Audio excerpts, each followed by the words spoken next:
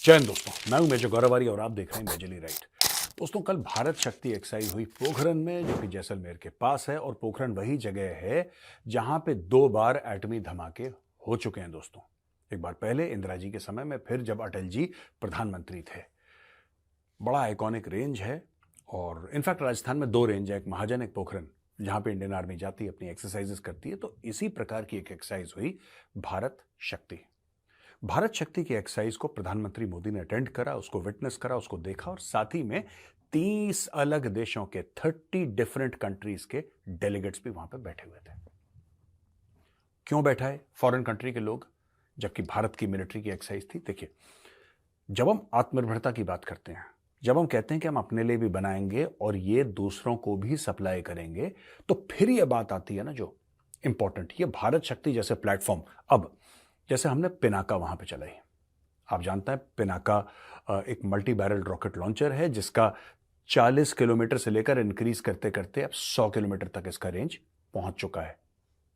और एक साथ कई मल्टीपल रॉकेट्स उससे निकलते हैं और तहस नहस कर देता है पिनाका एरिया को। उसका डेमोन्स्ट्रेशन था वहां पे, धनुष का डेमोन्स्ट्रेशन था वहां पे।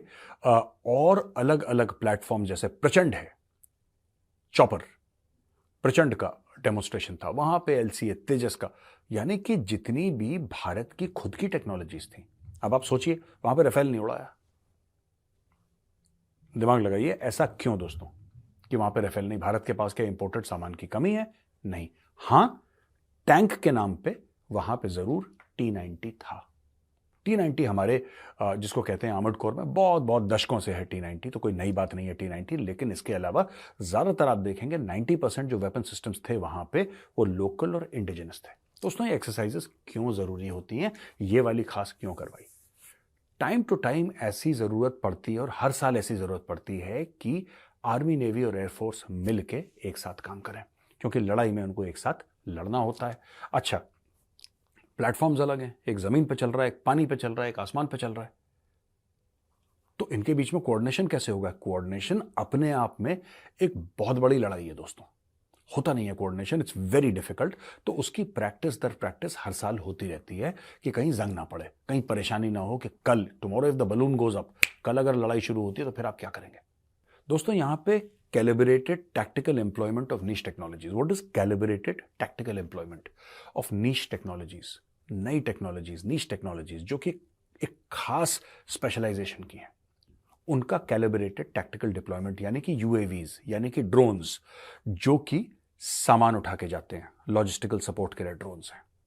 हमारे वो बनाए हुए ड्रोन्स, भारत में बने ड्रोन्स, जो हजारों फुट ऊपर से पूरा आपको एक टॉप व्यू देते हैं, जो कि सैटेलाइट अपलिंक से they are joint to the base station and they can give streaming videos, जो घंटों दर घंटों आसमान में उड़ सकते हैं और पूरी दुश्मन की खबर और इंफॉर्मेशन दे सकते हैं।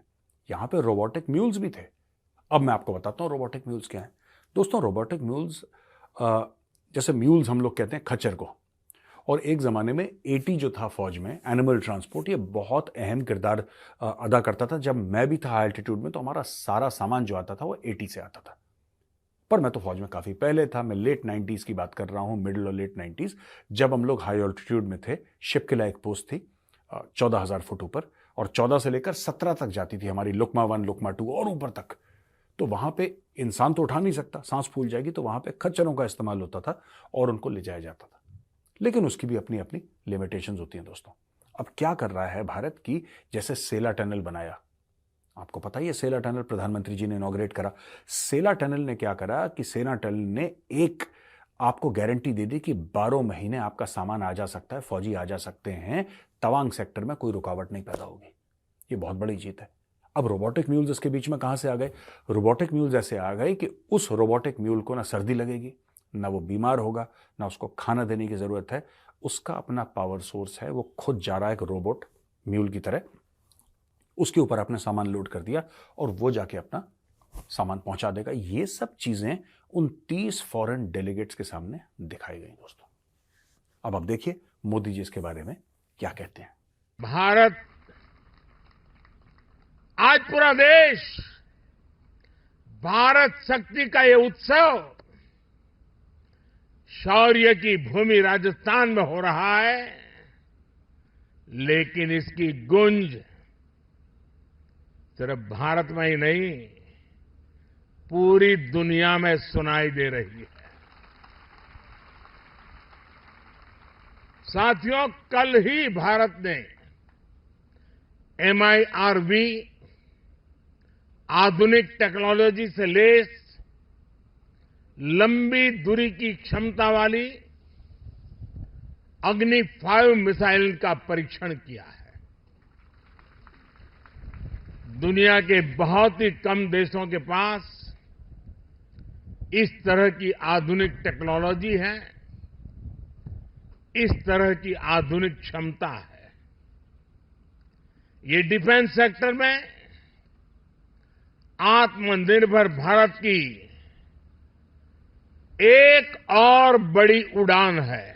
दोस्तों, इसके अलावा drones, naval anti ship missiles और आकाश हमारा एक एयर डिफेंस सिस्टम है, यानी कि मिसाइल है जो कि जमीन से लेकर हवा पे मारता है। कोई भी आगे से कोई ऑब्जेक्ट आता है, मिसाइल हो सकती है, वो हेलीकॉप्टर हो सकता है, एयरक्राफ्ट हो सकता है, उसको मार गिराने में काफी सक्षम है। तो ये सारी की सारी इंडिजिनस टेक्नोलॉजी सबके सामने दिखाई। अच्छा, कल दोस्तों रात को मैं ना रिपब्लिक टीवी में एक डिबेट में बैठा था और वहां पे बहस हो गई, जैसे कि होती है। और डिबेट्स में लोगों ने बोला कि नहीं, ये सरकार ने प्राइवेट कंपनीज को दे दिया है, ये तो बहुत गलत चीज है, बिक गए हैं। ये सब बड़ी बड़ी लंबी चौड़ी बातें करते हैं, खासतौर से कम्युनिस्ट।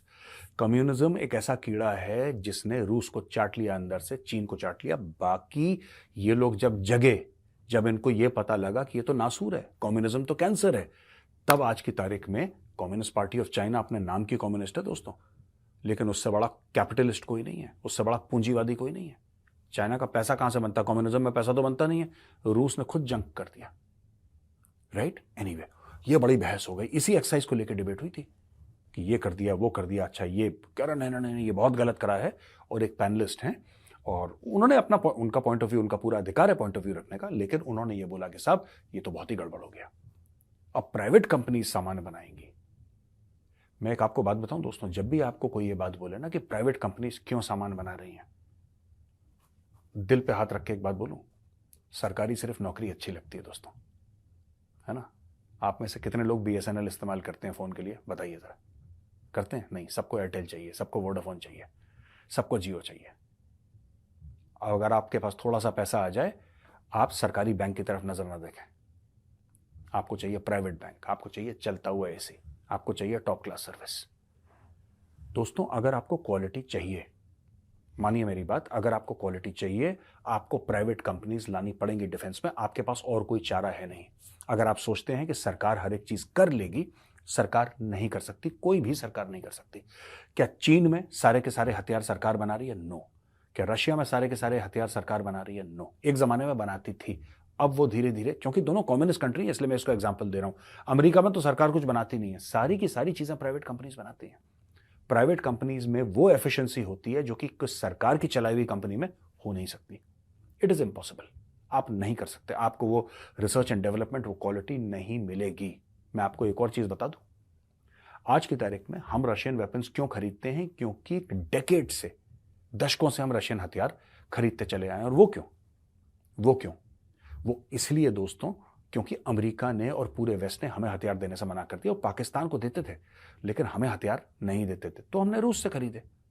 लेकिन अगर आप मुझसे पूछ, हाँ, रूस दोस्त है हमारा, इसमें कोई शक नहीं कि रूस दोस्त नहीं है, रूस पक्का दोस्त है। लेकिन अगर आप सच्चाई की बात करें, अगर मुझे मौका मिले ये देखने का, आपके सामने रशियन इक्विपमेंट पड़ी है और अमेरिकन इक्विपमेंट पड़ी है, आप किसको चूज करेंगे? पूरी दुनिया अमेरिकन इक्विपमेंट को चूज करेगी। उसकी क्वालिटी एक अलग लेवल की है, एक अलग लेवल की क्वालिटी है।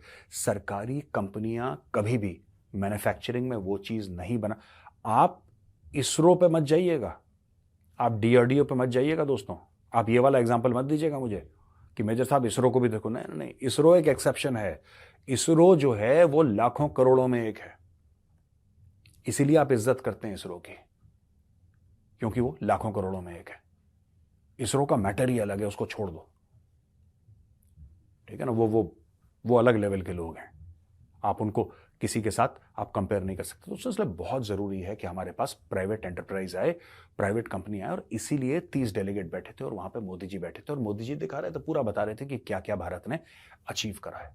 अब वो 30 देश 30 देश में से अगर 3-4 देश भी हमें ऑर्डर देते हैं तो सामान बनेगा कहां पे? भारत में। नौकरियां किसकी होंगी? भारतवासियों की। इकोनॉमी को किसको फायदा होगा? भारत को। और उन 3 को देखा देखी 30 और ऑर्डर करेंगे। ऐसे ही बिजनेस चलता है दोस्तों।